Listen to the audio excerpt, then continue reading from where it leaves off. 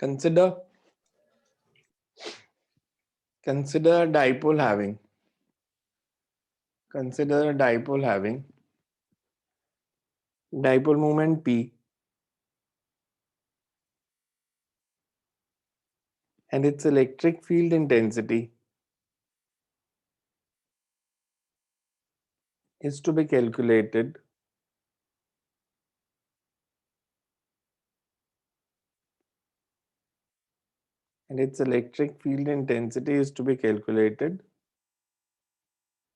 at any point P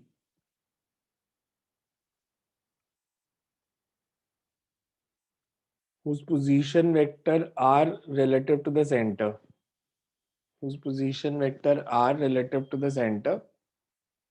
makes an angle theta with dipole moment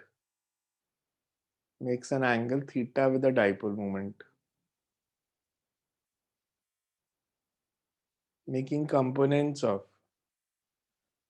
dipole moment p cos theta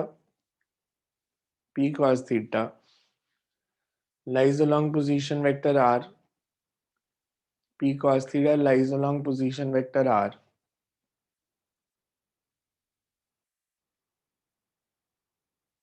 and P sin theta is perpendicular to the position vector r. फिर ये सिर्फ diagram बना लो अभी, सिर्फ diagram banana, don't write this.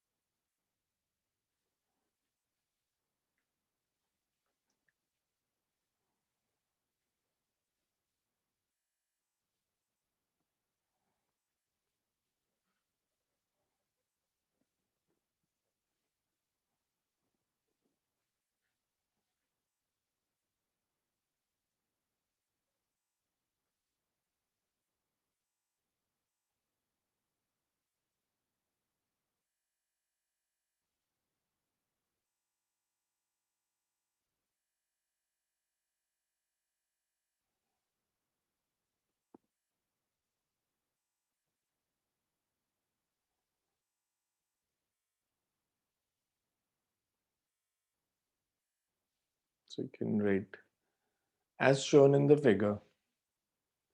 As shown in the figure.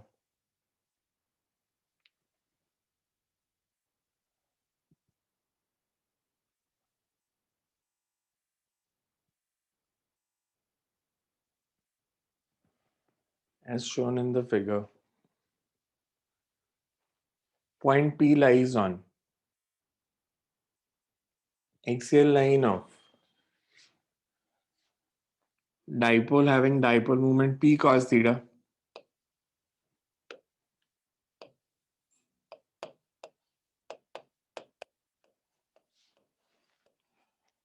Electric field intensity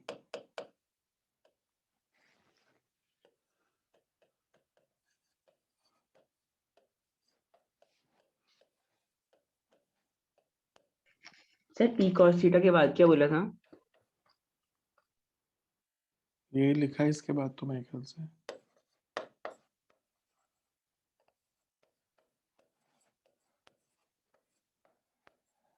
direction is along P cos theta.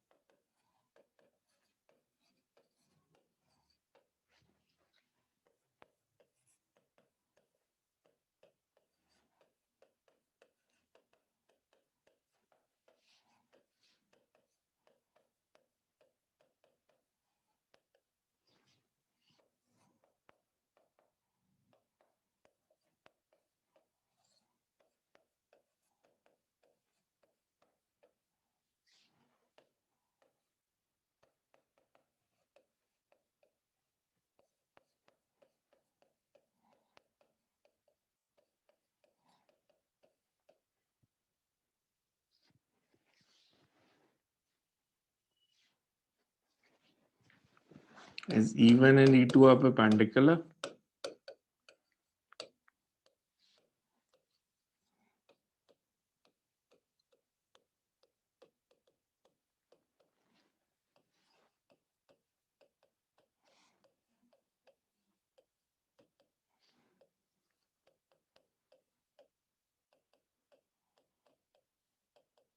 Square करके बताओ क्या आता है रिजल्ट.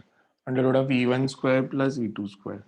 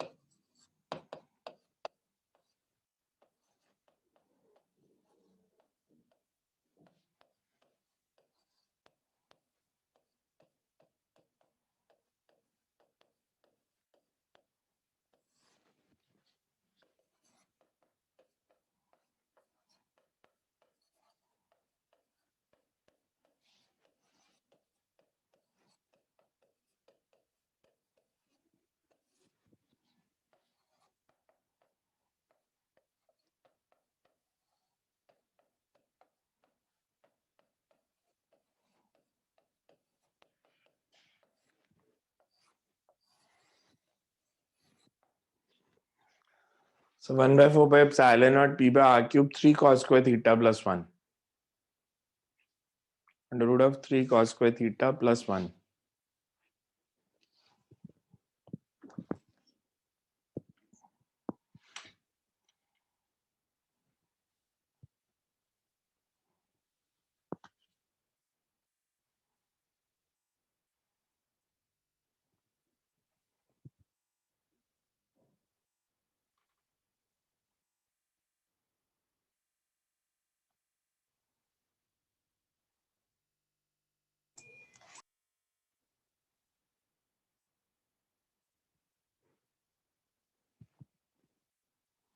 इसमें देखो कुछ डाउट है तो.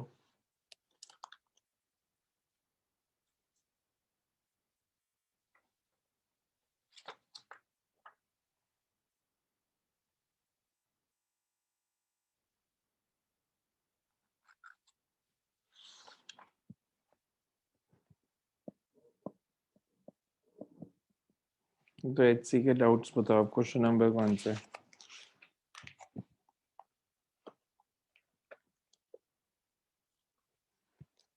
HC के फर्स्ट 10 में कोई डाउट है तो.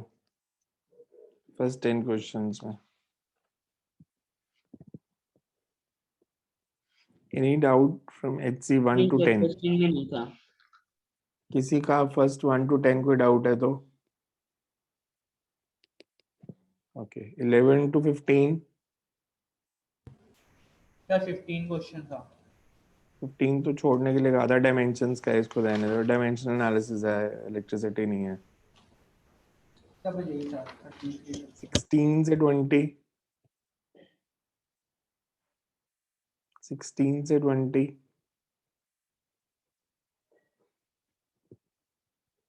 जिसका डाउट है बता दो. 21 से 25. सर 22nd का बी पार्ट. 22nd का B part. Okay 22nd question में हमें दिया है two identical balls each having charge 2 into 10 to the power minus 7 coulomb and mass 100 gram are suspended from common points by two insulating strings each 50 centimeter long. The balls are held at a separation of 5 centimeter and then released. Find the electric force on one of the charged balls, component of resultant force on it along and perpendicular to the string. C और D part हो गए फिर. Tension in the string and acceleration of one of the balls. किसका doubt था ये? किसी ने बोला था. किसका डाउट था ये? सिमरत का. सी और डी पार्ट हो गया. जिसका बी डाउट था. हाँ जी सर टेंशन निकल गई थी. वो ही नहीं समझ आ रहा था कंपोनेंट्स का क्या मतलब है. हमारे को दिया है two identical balls each having charge 2 into 10 raised to power -7 coulomb and mass is 100 gram are suspended from common point.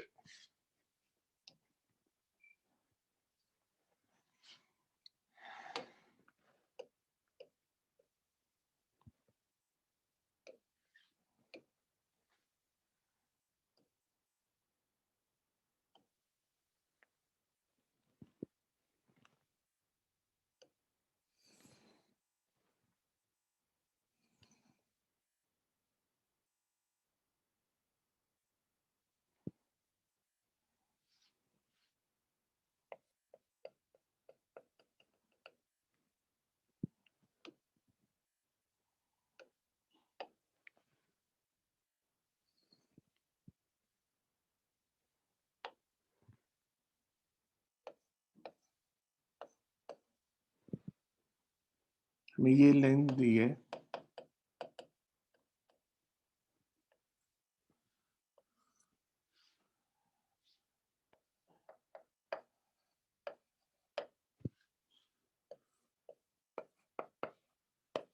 electrostatic force Fe, tension in the string. Forces ठीक है तीनों। अब हमें कहा नेट फोर्स बताओ along the string and perpendicular to the string, तो components बनाने पड़ेंगे along the string and perpendicular to the string। अगर मैं along the string कंपोनेंट्स बनाता हूं,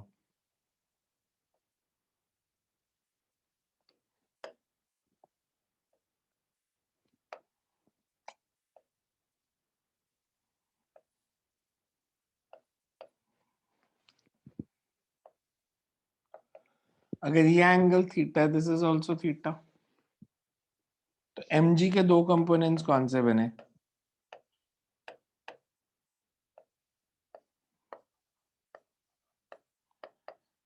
mg cos theta along the string, mg sin theta perpendicular to the string। Similarly Fe के दो components कौन से बनेंगे? इस डायरेक्शन में कौन सा होगा? This will be Fe cos theta. cos theta, Fe Sin sin theta. Sin theta. theta. Fe sin theta।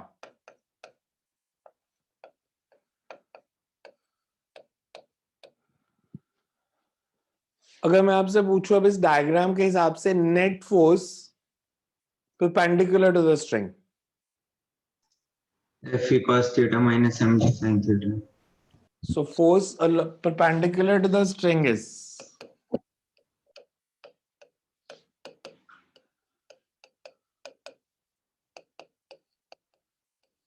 Fe cos theta minus mg sin theta, because इनकी डायरेक्शन ऑपोजिट है। Force along the string 0. कितनी होगी? 0. आपको कैसे पता ये equal ही है? Because हमें इक्विलिब्रियम तो नहीं दिया ना। Fe cos theta minus mg sin theta. So लेकिन along the string, टेंशन अच्छा, हमेशा along- कंसीडर देगी जब हमने लीव Fe किया। sin theta plus mg cos theta.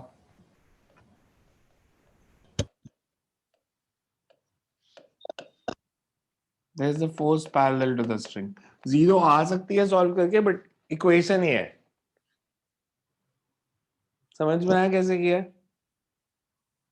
Yes sir. Excuse me sir. हाँ जी।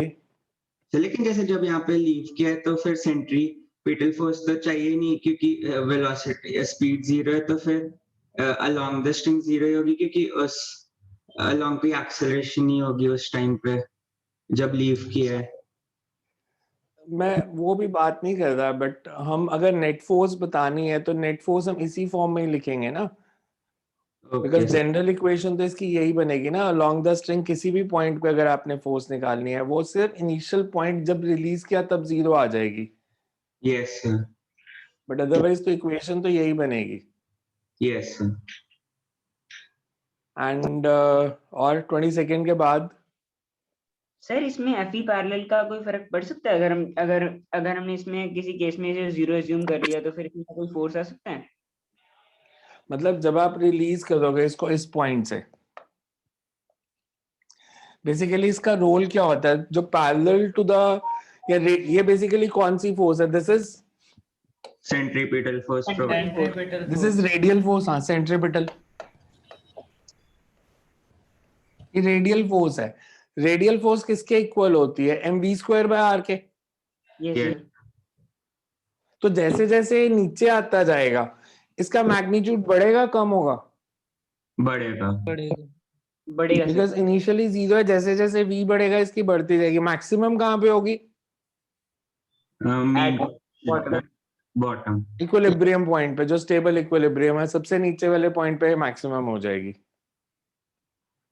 तो ये वहां तक आएगा?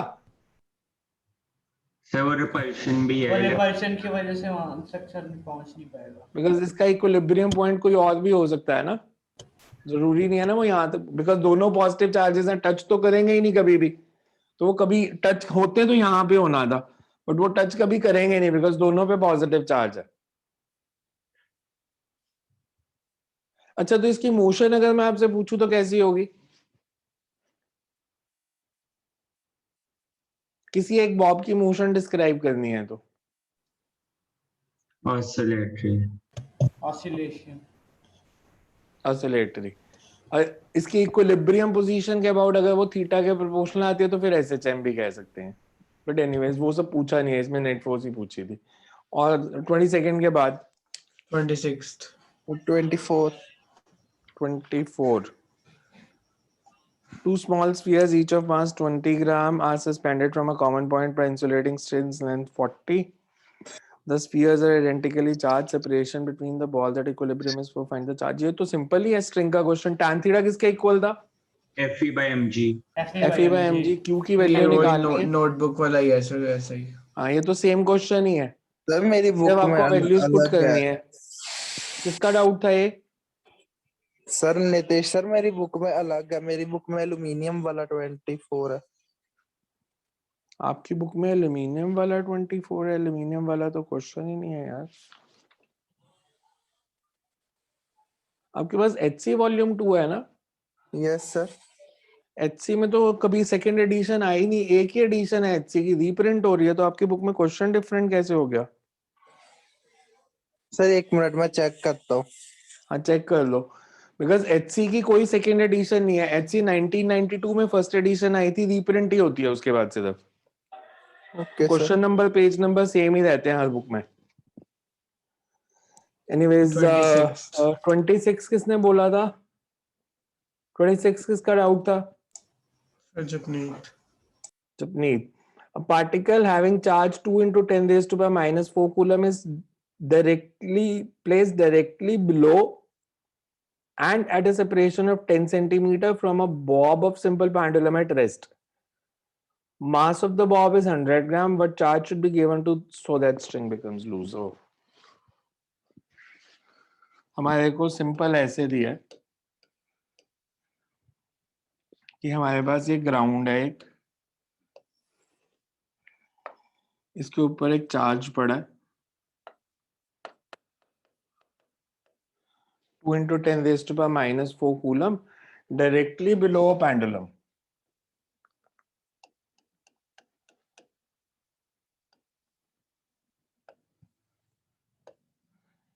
इसका मास है 100 ग्राम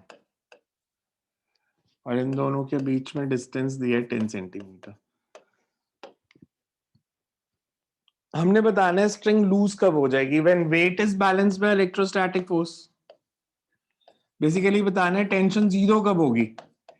टेंशन जीरो होगी if Fe is equal to mg। Yes. Because अभी मैं अगर इसकी इक्वेशन लिखता हूं तो T plus Fe is equal to mg। For string to become loose, T should be 0, मतलब Fe should be equals to mg।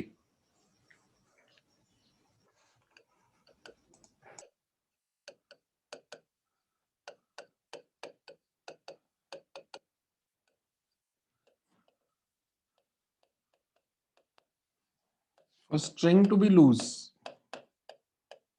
Loose string का मतलब उसमें कोई टेंशन नहीं है।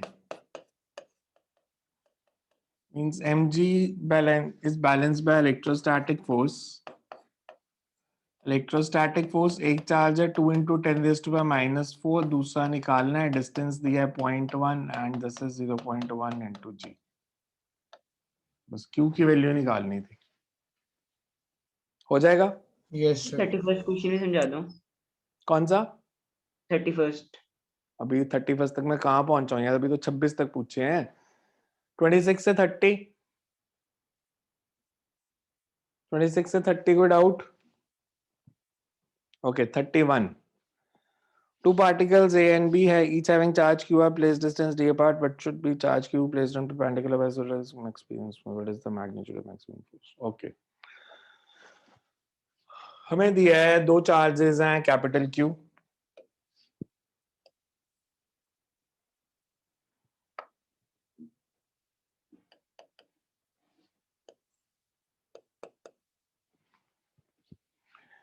इनके बीच में सेपरेशन है D, एक चार्ज स्मॉल q प्लेस्ड है परपेंडिकुलर बाइसेक्टर पे।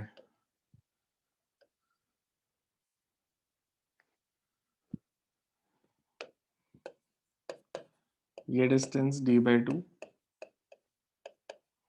ये भी d/2, यहाँ रखा चार्ज q,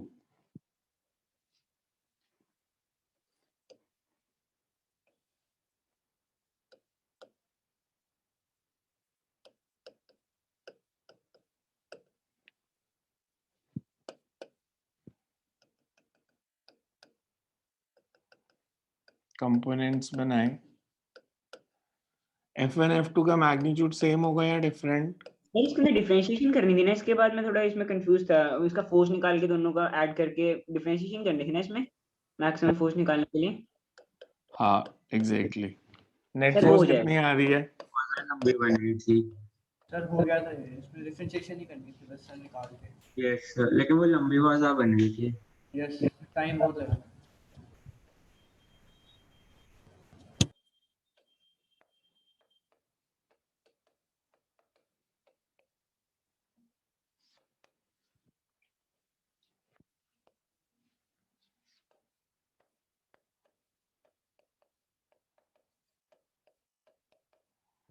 यही आई है net force. Yes Yes, sir. sir. Yes sir.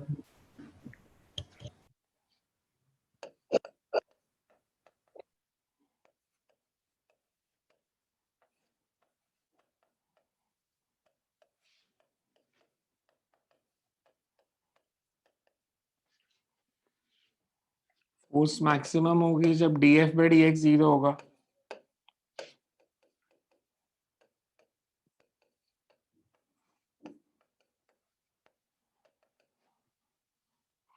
Basically इसको डिफरेंशिएट ही करना है आपने।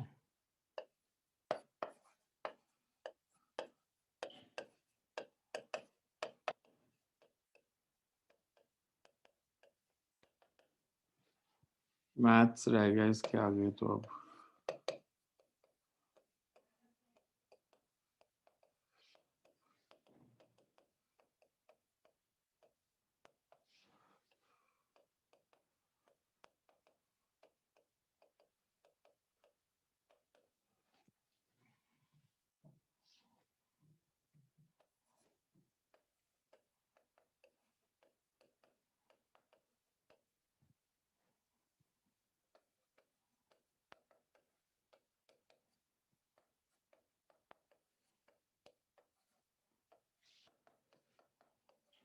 यही आंसर दिया। Yes sir. सेम ही तो है रिंग वाली डेरिवेशन, रिंग में भी तो ऐसे मैक्सिमम मिनिमम लगाया था।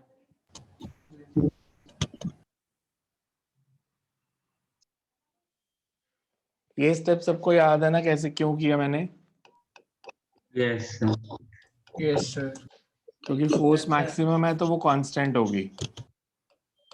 इसके डिफरेंशिएशन करने में बहुत ज्यादा टाइम लग रहा था, मतलब जैसे बहुत टाइम लग गया निकालने में डिफरेंशिएशन का सोल्यूशन। आपके पास तो मेडिकल, आपको नहीं आएगा ये सब। मतलब ऐसी चीजें नहीं आती मेडिकल एग्जाम में। नॉन मेडिकल वालों को अभी शुरू शुरू में मुश्किल लग सकती है डिफरेंशिएशन, बट मैं एक चीज की गारंटी ले सकता हूँ, 2 महीने बाद इनकी डिफरेंशिएशन मेरे से अच्छी होगी। बिकॉज इन्होंने आर.डी. शर्मा का पूरा एक वॉल्यूम पढ़ देना है कैलकुलस के ऊपर डिफरेंशिएशन इंटीग्रेशन पे। मेरे को डिफरेंशिएशन वो आती है जो फिजिक्स में यूज होती है, आप तो बहुत कुछ करोगे। तो नॉन मेडिकल वालों के लिए इसकी चिंता करने की जरूरत नहीं है, आपने मैथ्स में बहुत अच्छे से पढ़ना है। अब सिर्फ फिजिक्स वाला पार्ट देख लो, ये समझ आ रहा है कि नहीं आ रहा। Yes, sir. बहुत ही easy है sir वो वाला। Yes sir. बिकॉज आप तो कैलकुलस आर.डी. का पूरा एक वॉल्यूम ही है, और मेरे ख्याल से फाइनल एग्जाम में 55 मार्क्स की आती है कैलकुलस सिर्फ, डिफरेंशिएशन इंटीग्रेशन और एप्लीकेशन ऑफ डेरिवेटिव्स वगैरह। तो आप तो ये बहुत अच्छे से करने वाले हो। 31 के बाद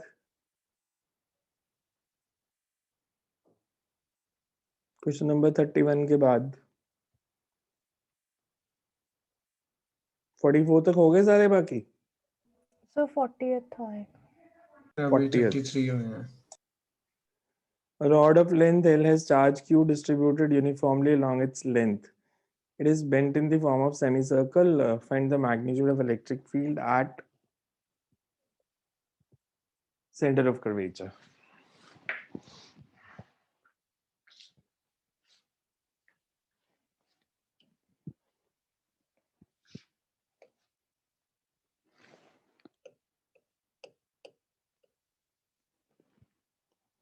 हमारे को दिया है एक rod of length L and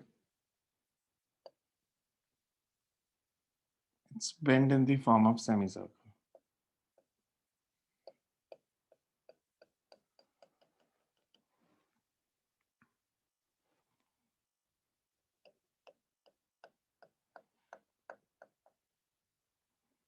देखो इस पॉइंट पे इलेक्ट्रिक फील्ड निकालना है। पॉइंट चार्ज का इलेक्ट्रिक फील्ड तो हमें निकालना आता है KQ/R²। अगर चार्ज डिस्ट्रीब्यूशन है तो we have to take a small part, हमें इसका एक छोटा सा पार्ट कंसिडर करना पड़ेगा। मान लेते हैं मैंने एक छोटा सा पार्ट लिया,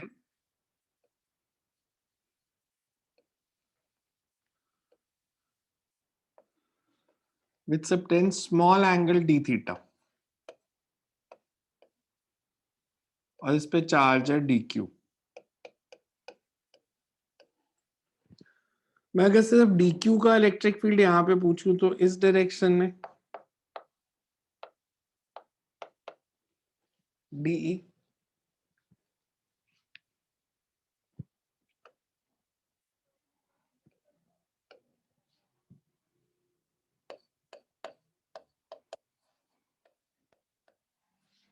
हमें दिया है total length is L,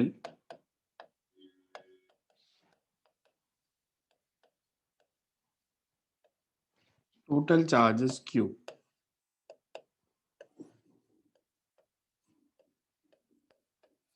Charge per unit length,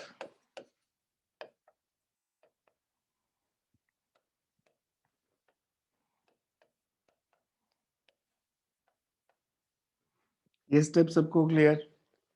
charge per Yes, unit sir. length is Q/L। Consider small arc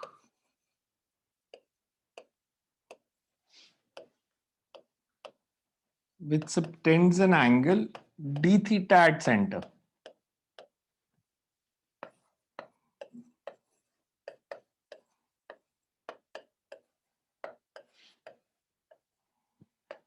तो एंगल का फॉर्मूला क्या होता है? Angle is length of arc upon radius.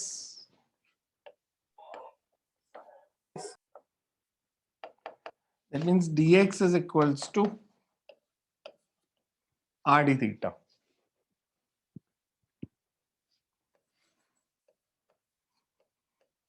Charge on small length dx कितना होगा? lambda into RD theta.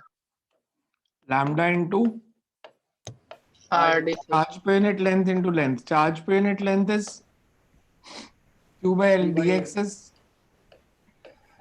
L किसके equal है? पाई are, because semi circle बनाया है।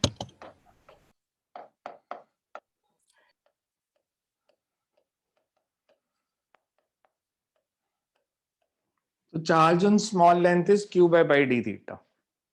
पहले यहां तक देखो, समझ में आ रहा है या नहीं आ रहा? ऐसे हो नहीं सकता सबको सब कुछ समझ आ रहा है यार, आप डाउट नहीं पूछते। क्लियर है सबको यहां तक? Yes. Yes, sir. ठीक है। अब DE कितना होगा? ये इलेक्ट्रिक फील्ड कितना होगा? अगर चार्ज DQ है तो electric field is K equals K into dq/r²।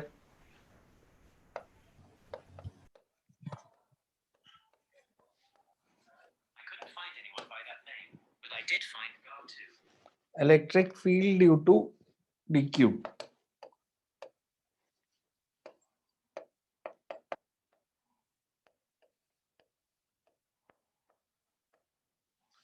You can say that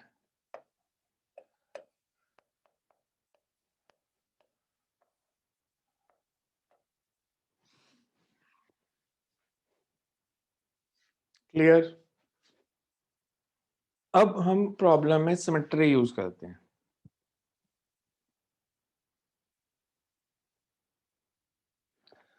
मैं ऐसे ही एक छोटा सा पार्ट इधर भी कंसिडर कर लेता हूं सिमेट्रिकली। मतलब ये थीटा और ये डी थीटा और ये डी क्यू, और इसका इलेक्ट्रिक फील्ड इस डायरेक्शन में डीई डैश। डीई और डीई डैश का मैग्नीट्यूड सेम या different? Same. Same.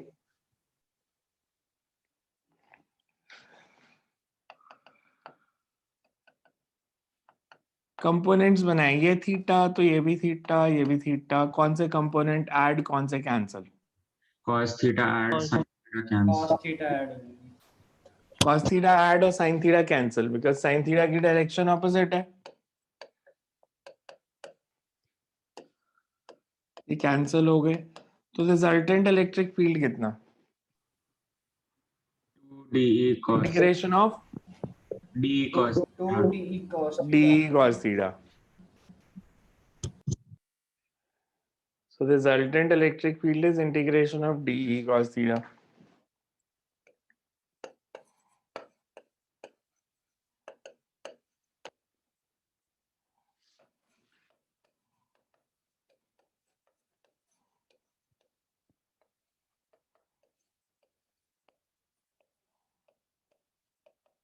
dE is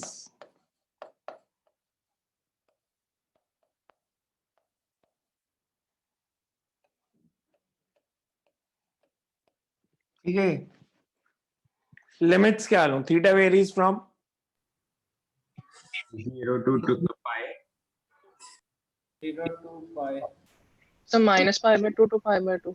minus pi by two to pi by two. Very good, because हमने वर्टिकल के साथ एंगल थीटा लिया है, तो इस पॉइंट का angle minus pi by to, इस पॉइंट का plus pi by to, because यही है ना वेरिएशन, यहां से लेके इधर तक। So minus pi by two two plus pi by to. Sir अगर हम थीटा हॉरिजॉन्टल के साथ ले लेते फिर? फिर 0 से पाई। फिर कंपोनेंट्स कैसे बनाओगे? फिर आपको D cos theta D sine theta दोनों को इंटीग्रेट करना पड़ेगा। डी साइन थीटा की इंटीग्रेशन 0 आ जाएगी और कॉस की इंटीग्रेशन करके देखनी पड़ेगी। आंसर सेम आएगा, तो उसमें कंपोनेंट बना के डी साइन कंपोनेंट कैंसिल नहीं होंगे, बिकॉज उसमें आप सिमेट्री नहीं यूज कर सकते ना अगर आप हॉरिजॉन्टल के साथ एंगल ले रहे हो। यहाँ आप ऐसे कर सकते थे सिर्फ कि इसको थीटा ले लो, सिमेट्रिकली फिर भी लो, इसको थीटा लेके ये थीटा, तो उस केस में लिमिट्स फिर क्या लेंगे?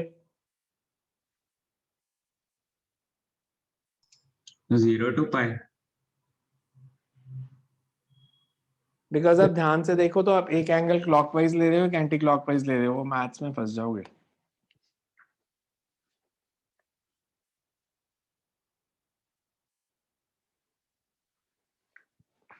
यहाँ आप ऐसे भी मार्क करोगे तो इसलिए मैंने उसको वर्टिकल के साथ लिया था। अच्छा मेरे को ये बताओ, इंटीग्रेशन होती क्या है कॉस की? इसकी इंटीग्रेशन क्या माइनस होती है? साइन। cos की sin। साइन। लिमिट्स पुट करेंगे तो साइन इवन फंक्शन है, ऑड फंक्शन है? मतलब जैसे क्या करना है?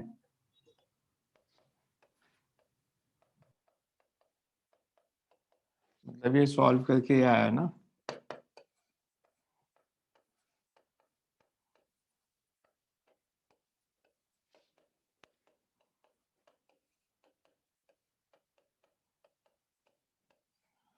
इवन ऑड का मतलब है sine minus theta. Minus sine theta होता है, प्लस साइन थीटा होता है, minus sine. Minus sine minus sine. तो ये ऑड फंक्शन है। तो sine minus pi by two is minus sine pi by two, minus minus plus हो जाएगा, sine pi by two plus sine pi by two. क्या आ गया?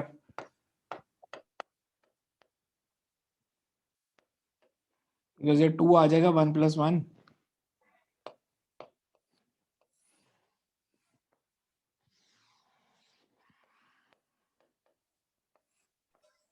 Derivations भूल जाओ, मेरे को कोई फर्क नहीं पड़ेगा, रिजल्ट याद रखना है। और वो भी सिर्फ कॉम्पिटिशन्स में। Electric field in density at centre of curvature of semi circular ring.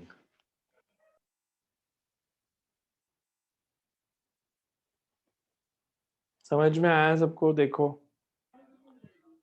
Sir मेरे को लिमिट्स नहीं समझ आई कैसे ली।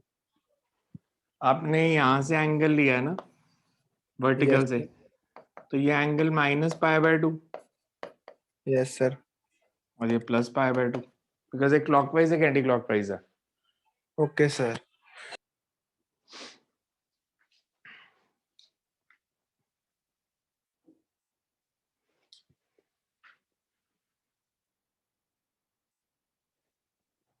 क्लियर है।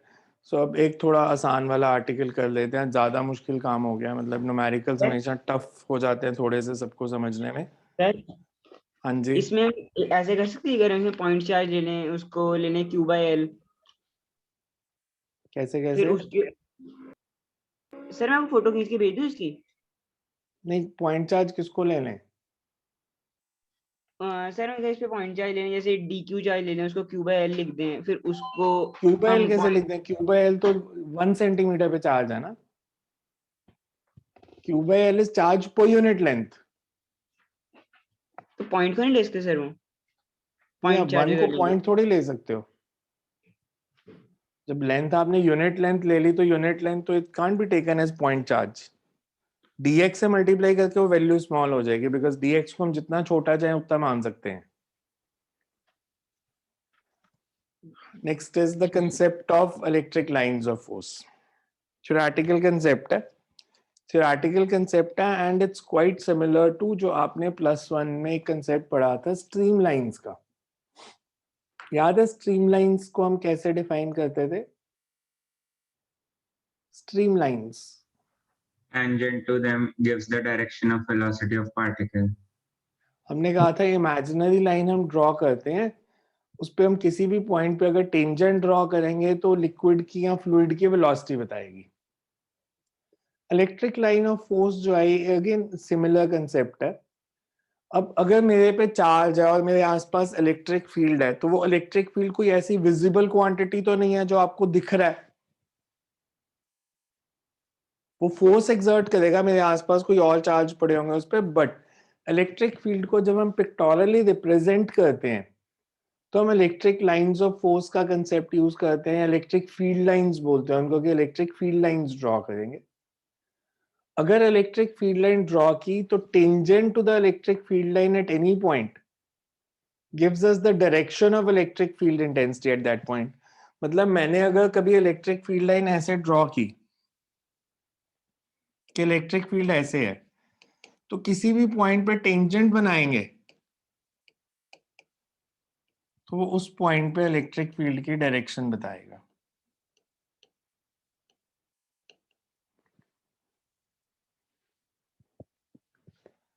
दो इलेक्ट्रिक फील्ड लाइंस कभी भी इंटरसेक्ट नहीं करेंगी because In the two directions. Otherwise point of intersection पे इलेक्ट्रिक फील्ड की वो दो पॉसिबल डायरेक्शन दो टेंजेंट बन जाएंगे Yes. sir.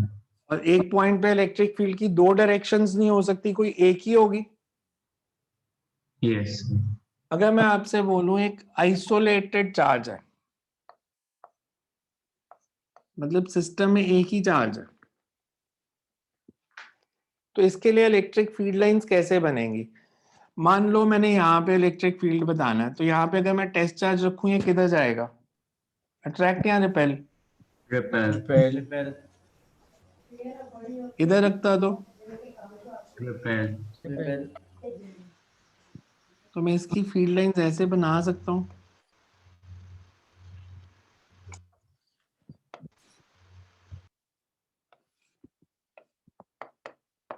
इसको हम बोलते हैं रेडियली आउटवर्ड्स, कि रेडियली आउटवर्ड्स फील्ड है बाहर की तरफ। अगर नेगेटिव चार्ज होता सिमिलरली तो इलेक्ट्रिक फील्ड लाइंस कैसी बनती? Direction inwards. Radially inwards. Inverse.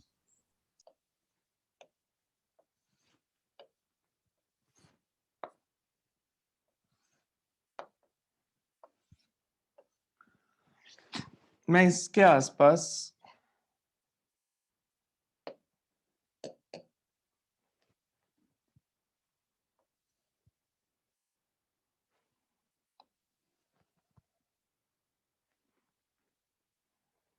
दो सर्कल बनाए,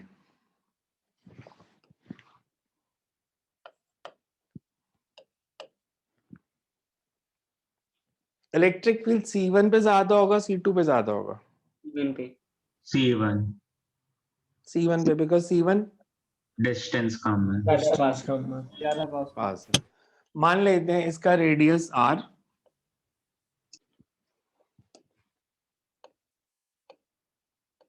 इसका रेडियस 2R, तो यहां अगर इलेक्ट्रिक फील्ड लिया इधर कितना होगा? बाय 4, जितनी वहां पे उसके 4 By टाइम्स लेस 4. क्लियर है ये सबको? Yes. डिस्टेंस डबल करेंगे तो इलेक्ट्रिक फील्ड हाफ क्यों हो जाएगा? इलेक्ट्रिक फील्ड का फॉर्मूला क्या था? Strictly by R square. Inversely proportional to square of distance.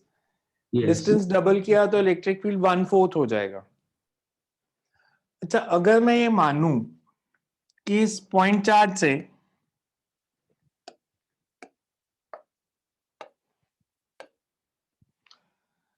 Number of lines जो मैंने ड्रॉ की वो n है, मतलब जैसे मैंने 8 लाइंस ड्रॉ की हैं तो let it be n। C1 के लिए नंबर ऑफ लाइंस पर यूनिट एरिया कितनी है? ये स्फीयर C1, स्फीयर है ये, दो 3D फिगर है। N by 4 pi r square n/4πr²। Second के लिए ओवर 4 पाई ओवर 16 पाई r स्क्वायर।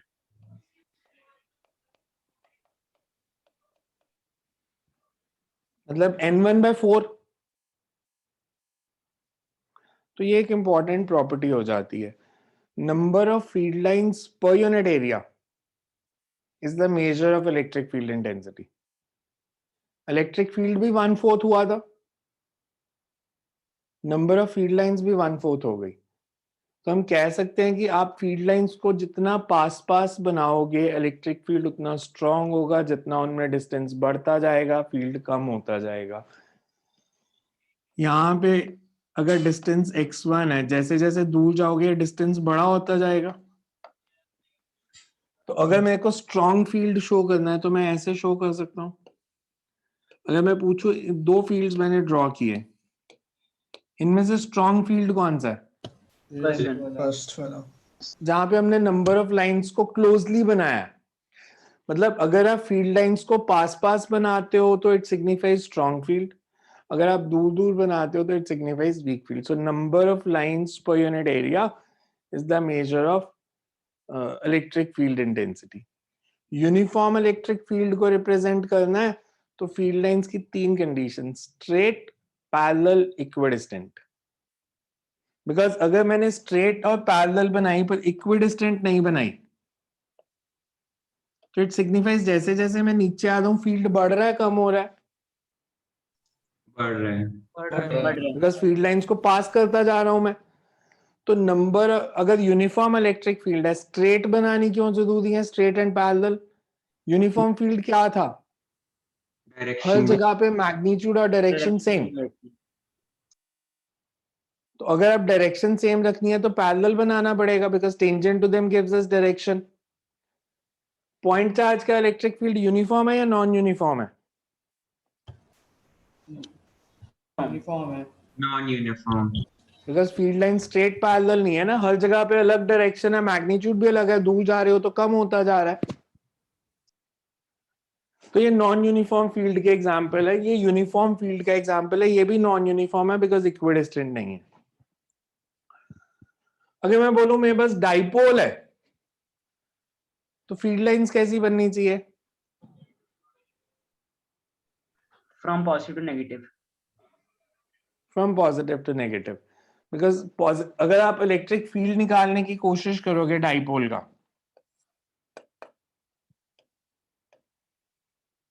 तो पॉजिटिव के पास फील्ड लाइंस आउटवर्ड्स होंगी, इसके पास इनवर्ट्स होंगी, तो फील्ड लाइंस ऐसे बनेंगी।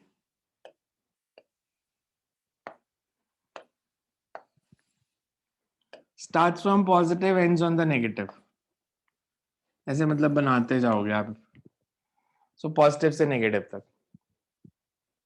अगर आपको क्वेश्चन आए मेरे पास सिस्टम में एक आइसोलेटेड पॉजिटिव चार्ज है रूम में, तो उसकी फील्ड लाइंस कैसे बनेंगी?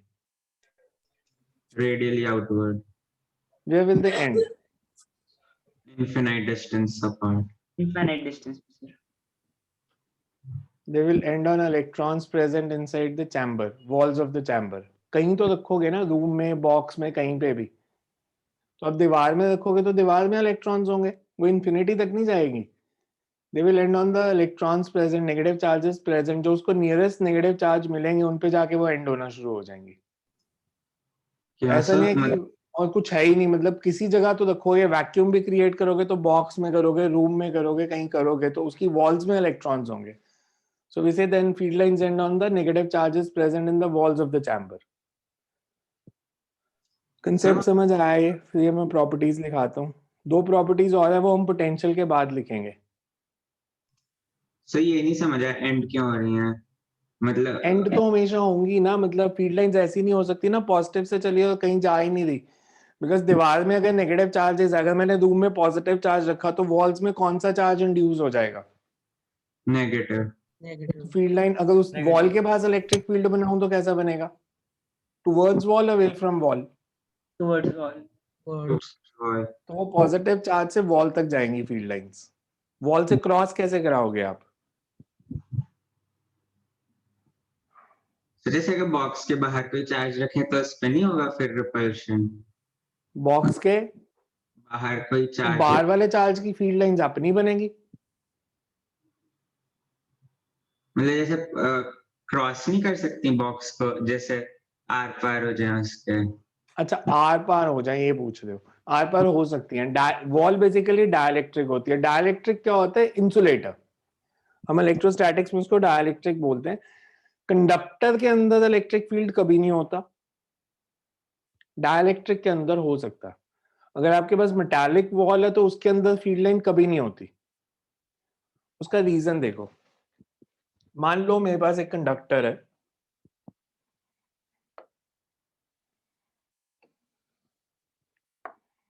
और ये इलेक्ट्रिक फील्ड है. इलेक्ट्रिक फील्ड लाइन ऐसे बनेगी, यहां तक आएगी, फिर इधर से. इसके अंदर फील्ड लाइन क्यों नहीं हो सकती? कंडक्टर के अंदर इलेक्ट्रिक फील्ड क्यों नहीं हो सकता?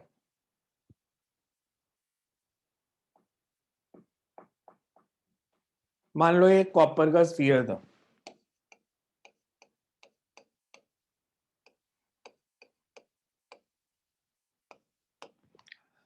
मैंने जब इसको एक्सटर्नल इलेक्ट्रिक फील्ड में रखा तो कॉपर मेटल है, इसके अंदर फ्री इलेक्ट्रॉन्स हैं. ये जो मैंने इलेक्ट्रिक फील्ड लगाया था, ये उन फ्री इलेक्ट्रॉन्स पे किस डायरेक्शन में फोर्स लगाएगा? Opposite to field. opposite तो to वो राइट साइड इकट्ठे होना शुरू हो जाएंगे या left side? Left side. left side. Negative charges इधर आना शुरू हो जाएंगे. अगर नेगेटिव चार्जेस इधर अक्यूमुलेट होना शुरू हो गए तो जो राइट साइड वाला हेमिस्फीयर है that will be positively charge. Positively charged.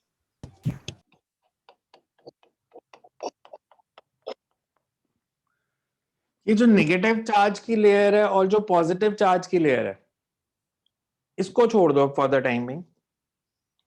इस पॉजिटिव लेयर और इस नेगेटिव लेयर के कारण ये इंड्यूस्ड चार्जेस हैं. इंड्यूस्ड इलेक्ट्रिक फील्ड किस डायरेक्शन में होगा? मैंने अगर इसके अंदर एक टेस्ट चार्ज रखा पॉजिटिव, तो इस पे इसका फील्ड किस डायरेक्शन में होगा? इंड्यूस्ड चार्जेस के कारण. पॉजिटिव चार्जेस इसको रिपेल करेंगे लेफ्ट साइड और नेगेटिव अट्रैक्ट करेंगे, तो ये इंड्यूस्ड फील्ड होगा. हम लेंगे कि जब आप एक्सटर्नल इलेक्ट्रिक फील्ड के अंदर कंडक्टर को रखते हो, इनिशियली सिर्फ अप्लाइड इलेक्ट्रिक फील्ड है E, पर जैसे जैसे चार्जेस इधर इकट्ठा होते जाएंगे, EI का मैग्नीट्यूड बढ़ेगा या कम हो जाएगा? बढ़ेगा. एक स्टेज आएगी जब ये दोनों इक्वल हो जाएंगे. जब ये दोनों इक्वल हो गए तो नेट फील्ड इनसाइड कंडक्टर कितना? 0. कंडक्टर के अंदर E and EI becomes equal and this takes less than a second to take place.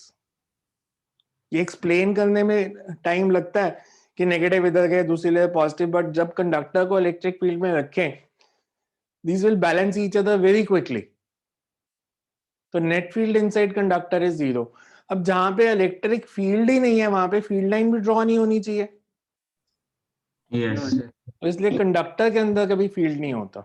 Insulator में हो सकता है, बिकॉज इंसुलेटर में ऐसे फ्री इलेक्ट्रॉन्स नहीं होते कि सारे एक तरफ आ जाएं, पॉजिटिव दूसरी तरफ चले जाएं, तो कंडक्टर के अंदर होता है। इसका प्रैक्टिकल एग्जांपल,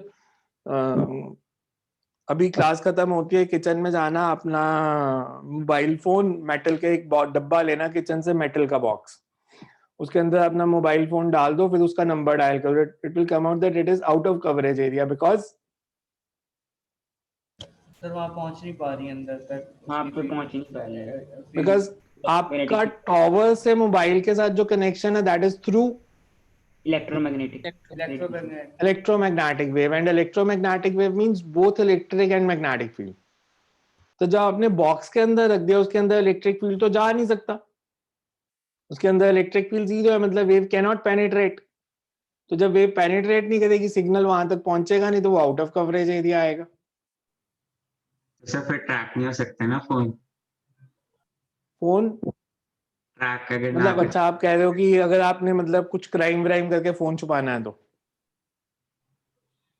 हाँ छुपा सकते हो ऐसे डिब्बे में डाल के, मेटल के डिब्बे में, बिकॉज वो किसी ट्रेसिंग में नहीं आएगा क्योंकि वहां तक सिग्नल पहुंच ही नहीं रहा। बेसिकली जीपीएस सिस्टम जो होता है that measures the distance of your phone from 3 nearest towers. तो 3 नियरेस्ट टॉवर से डिस्टेंस निकाल के वो आपके फोन की प्रिसाइज लोकेशन बता सकता है, एक टॉवर से नहीं पता चलता। बिकॉज अगर मेरे पास मान लो ये मोबाइल की टॉवर है T1, तो टॉवर से सिग्नल जाएगा मोबाइल तक एंड वापस आएगा, तो उसको अगर आने में टाइम लगा T सेकेंड्स, तो दैट मीन्स आपका मोबाइल कितने डिस्टेंस पे पड़ा है? C/T bye 2। आने जाने का टाइम T है ना, यस सर तो सिर्फ जाने का T, मतलब आपका मोबाइल इस रीजन में कहीं भी हो सकता है। फिर वो एक दूसरे टॉवर से डिस्टेंस मेजर करते हैं, से एक टॉवर और थी T2, यहां से भी उन्होंने मेजर किया और उन्होंने निकाला कि टाइम T1 पे वापस आ गया। इस टॉवर से भी निकाल लिया, इससे भी निकाल लिया, मतलब आपका मोबाइल यहाँ पे बीच में कहीं पे है। फिर तीसरे टॉवर से डिस्टेंस और फिर एक और सर्कल, तो वो एक छोटा सा रीजन बन जाएगा जहां पे आपका मोबाइल है। सो 3 टॉवर से distance, that's how GPS system works. मतलब this not part of syllabus, ऐसे जीके के लिए बता रहा हूँ कि आपका जो ग्लोबल पोजीशनिंग सिस्टम है, जो आपको गूगल रास्ते बताता है, that is all based on these concepts, by measuring the distance from towers and finding the time, कितना टाइम लगा, और वहां से 3 स्फीयर्स एंड फिर प्रिसाइज लोकेशन उसकी। So that's all what software does. ये समझ में आया जो बताया? प्रॉपर्टीज आज लिखाऊं कल लिखाऊं? कितना टाइम हो गया? 40 हो गए, कल लिखा देता हूँ। आज वाला पार्ट पढ़ लेना। प्रॉपर्टीज मैं एक बार रिपीट कर देता हूँ, this is very important for board. जो न्यूमेरिकल्स हैं रिजल्ट याद रखने जरूरी है, खास करके जैसे सेमी सर्कुलर रिंग का निकाला, it will not be asked, कहीं पे भी डेरिवेशन नहीं पूछेंगे उसकी, बट आपको एक मेथड पता होना चाहिए हमने कैसे किया। स्ट्रिंग वाले न्यूमेरिकल आ सकते हैं, they can come in board also, जो स्ट्रिंग न्यूमेरिकल्स है। इलेक्ट्रिक फील्ड लाइंस को हमने कहा these are imaginary lines, tangent to them at any point gives us the direction of field intensity. कभी भी फील्ड लाइन ड्रॉ करेंगे, उस पे किसी भी पॉइंट पे टेंजेंट बनाओगे तो that gives us field intensity की डायरेक्शन। सेकेंड प्रॉपर्टी मैंने की, two field lines should not intersect. Intersect करेंगे तो पॉइंट ऑफ इंटरसेक्शन पे 2 टेंजेंट्स बन जाएंगी, जो 2 डायरेक्शंस आ जाएंगी इलेक्ट्रिक फील्ड की, वेयरएज एक पॉइंट पे इलेक्ट्रिक फील्ड की एक ही डायरेक्शन हो सकती है। पॉजिटिव चार्ज है तो electric field lines are radially outwards, negative charge है तो रेडियली इनवर्ड्स, और दोनों का फील्ड नॉन यूनिफॉर्म होता है बिकॉज डायरेक्शन और मैग्नीट्यूड दोनों पोजीशन के साथ चेंज करते हैं अगर आपके पास आइसोलेटेड पॉजिटिव या आइसोलेटेड नेगेटिव चार्ज है। डाइपोल है तो electric field lines will always start from the positive ends on the negative. वैसे भी इनकी प्रॉपर्टी होती है कि field lines always start from positive ends on the negative charge. Uniform electric field को रिप्रेजेंट करना है तो field lines should have 3 properties, straight, parallel, equidistant. Number of lines of force per unit area is the measure of electric field intensity. तो number of lines of force पर unit area जितनी ज्यादा बना दोगे उतना स्ट्रॉन्ग इलेक्ट्रिक फील्ड है, और जितनी कम बनाओगे उतना वीक इलेक्ट्रिक फील्ड है। सो इन प्रॉपर्टीज को कल लिख लेंगे, क्लास शुरू होगी जब सबसे पहले यही लिखेंगे, then we will do it. इसमें देखो सर, आज टेस्ट वाले में कुछ है पूछने वाला तो? सर टेस्ट के लिए यहीं आज तक का आएगा ना? यहाँ तक आएगा, हाँ टेस्ट में यहाँ तक आएगा। एक्सक्यूज जी मी हाँ जी, सही क्वेश्चन में लैंग्वेज नहीं थोड़ी समझ आई थी, वो कौन से असाइनमेंट क्वेश्चन में? सर एक असाइनमेंट की पूछ रहा हूँ अभी सर। असाइनमेंट नंबर 3-4 है तो नहीं, बाकी कोई है तो पूछ लो। जो एमसीक्यू वाली भेजी थी आपने एमसीक्यू वाली पूछो। Sir, let PR is equal to Q by pi r raised to power 4 into R be the charge density. एक मिनट, क्वेश्चन नंबर बोलो कौन सा? 11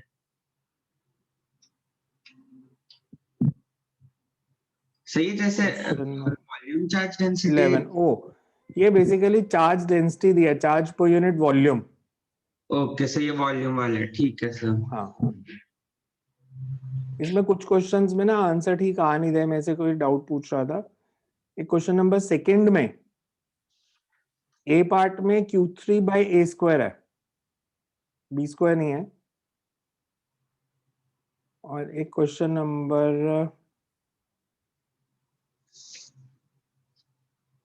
17 में आंसर 1.37 आ रहा है, बट ऐसे क्वेश्चन आते हैं जहां पे एग्जैक्ट आंसर नहीं आ रहा तो आपने क्लोजेस्ट मार्क करना होता है। तो 1.37 की जगह सी पार्ट दिया हुआ है, आंसर 1.5। एंड क्वेश्चन नंबर 13 में न्यूमरेटर में r⁴ नहीं आ रहा, r⁴ आ रहा है। कर लो सॉल्व, तो मैं बता दूंगा एक बार डाउट्स जो हैं। सर जो 8 था उसमें भी थर्ड ऑप्शन बन रही है, लेकिन ए रूट में नहीं आना चाहिए। क्वेश्चन नंबर 8 में सी ऑप्शन बन रही है, लेकिन सर ए रूट के बाहर होना चाहिए। हाँ, वो रूट के बाद होगा, वो टाइपिंग मिस्टेक लग रही है कि ए को भी रूट के अंदर कर दिया, नहीं तो वो डायमेंशनली इनकंसिस्टेंट हो जाएगा अगर ए रूट के अंदर आ गया तो। Yes sir. दोनों साइड डिस्टेंस तो होना ही चाहिए ना, √2/√2 - 1 तो आना ही है।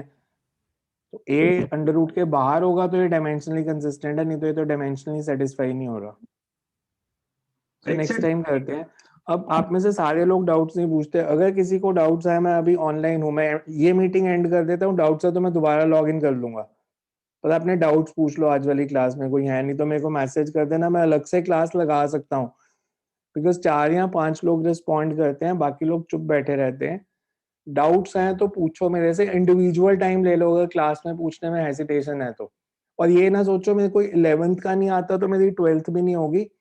अभी शुरू में मैं कुछ जगह पे 11th यूज करता हूँ, 11th का यूज बहुत कम है 12th के सिलेबस में। पर जहाँ पे आ रहा है SHM थोड़ा बहुत आता रहेगा बीच में। तो अगर किसी को डाउट्स हैं ऐसी चीजों में तो मेरे से क्लैरिफाई कर लो बेशक पहले से। सेकेंड चैप्टर से तो बिल्कुल 11th क्लास बंद ही हो जाएगी, हम कहीं यूज नहीं करेंगे सेकेंड यूनिट से 11th क्लास को।